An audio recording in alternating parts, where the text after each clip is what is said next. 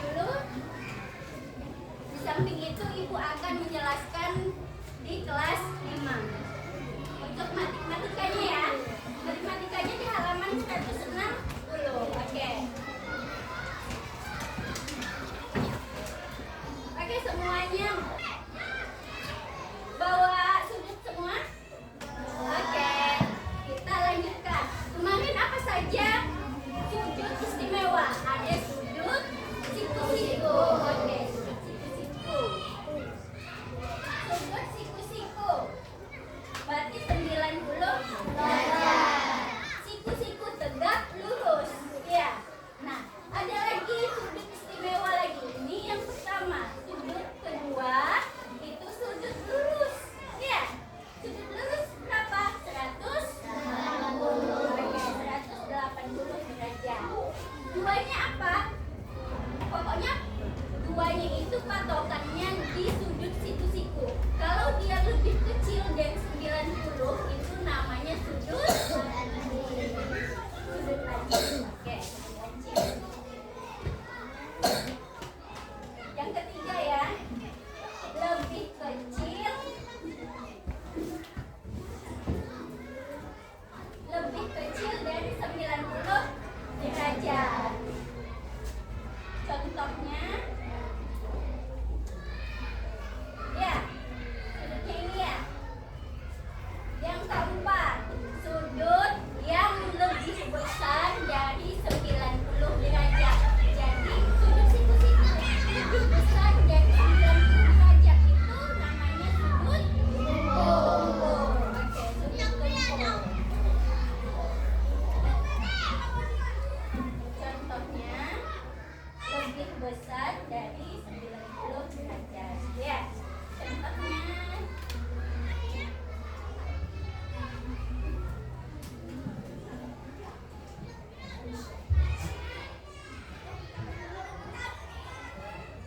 nah, jadi lebih besar dari tegak lurus. Oke. Yang selanjutnya menentukan bagaimana menghitung atau melihat sudut itu berapa besarnya, ya. Oke, kita coba.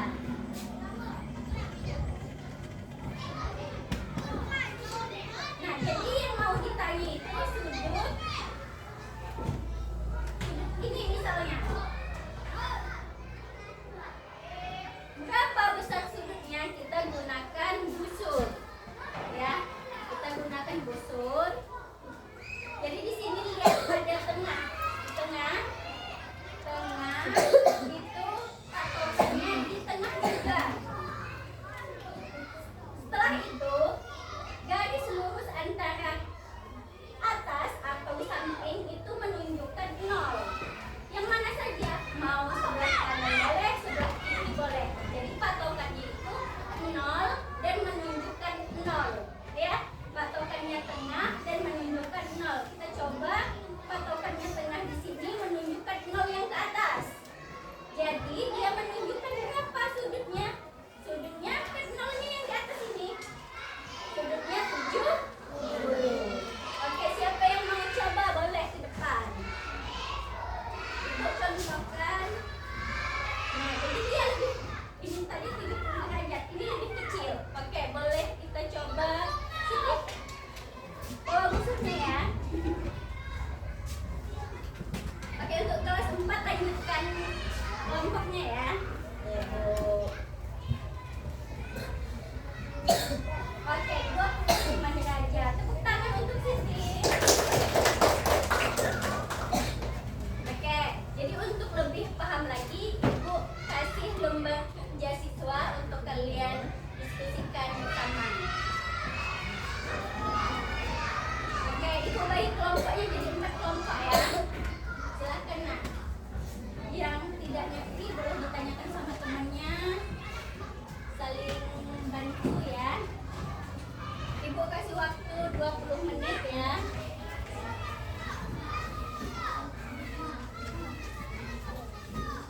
Oke, untuk kelas 4 apakah sudah ada yang selesai kelompoknya? Oke. Sepertinya kelompok Jahra udah selesai.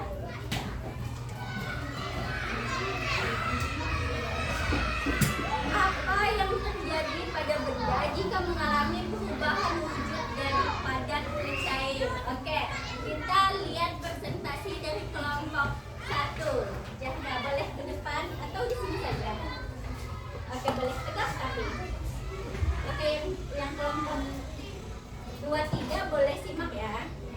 Benda akan mengalami perubahan bentuk dari padat menjadi cair jika mengalami perubahan bentuk dari padat ke cair. Oke, good job. Tepuk tangan untuk Syahra. Oke, untuk pertanyaan nomor 2 kita serahkan di kelompok 2. Boleh dijawab siapa? Oke.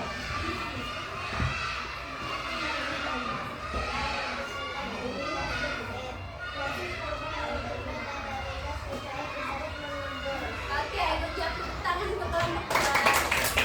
Oke, silahkan kelompok 3 untuk menjawab pertanyaan nomor 3. Perubahan wujud dari cair ke padat adalah air yang menjadi es. Oke, good job untuk kelompok 3.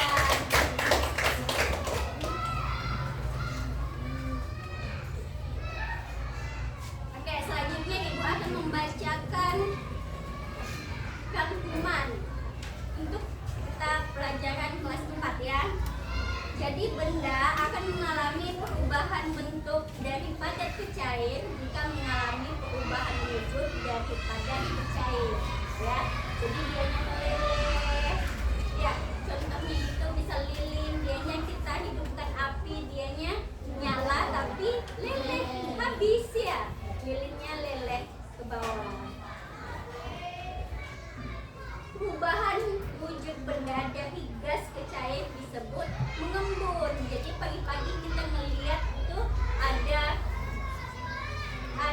air yang mengembun di dedaunan ya. Contoh benda yang dapat mengalami perubahan wujud dari cair ke padat adalah air yang membeku menjadi es. Jadi es batu bisa menjadi padat jika kita masukkan ke dalam freezer. Oke, Ibu lanjut ke kelas 11 dulu ya nak. Oke, untuk kelas 5 sudah adakah yang sudah siap kelompoknya? Mana kelompok yang sudah siap boleh tunjuk tangan.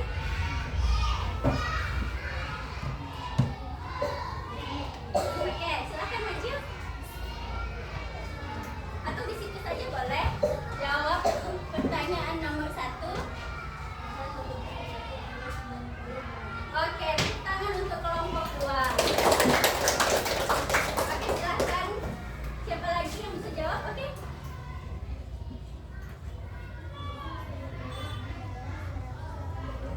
Oke, tepuk tangan untuk kelompok 1. Lanjut, untuk kelompok 3 jawab pertanyaan nomor 3.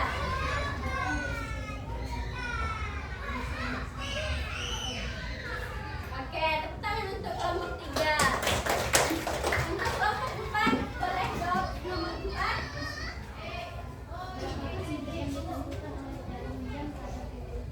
Oke, jarum jam 3. Oke, berapa itu? Masa sudah yang ditentukan oleh jarum jam pada titik 3 adalah 90 derajat. Jadi jam 3 sama saja dengan tegak lurus ya. Jadi 90 derajat.